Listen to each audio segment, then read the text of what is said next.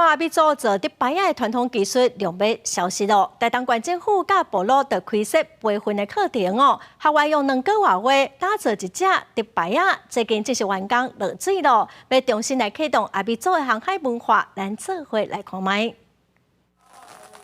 这一只以东海华阿美族传统工艺建造的迪拜亚，中文名叫闪闪发亮号，由16位启动部落青年，今日走向三关海关正式落水启航。测试浮力甲操作背桨，伫海上飞行10分钟。虽然拄到海水局长界线的扑救拦索，也会当靠着正确操作背桨，顺利脱困启航成功。到成功开卖就可以了。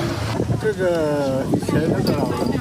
要做这个要拖椅的用，还有帮忙的。 这是台东县政府头一摆透过部落大学开设为期2个月的阿美族传统迪拜亚培训课程学员，依照部落基佬传授的方式，为铺竹仔、带竹仔烘搭，到使用黄电甲竹片、捆绑竹仔甲竹树仔，完全使用自然素材，建造完成传统迪拜亚，将阿美族传统迪拜亚工艺留入有系统的知识体系。 是可以知道说，就是怎么样取什么时候的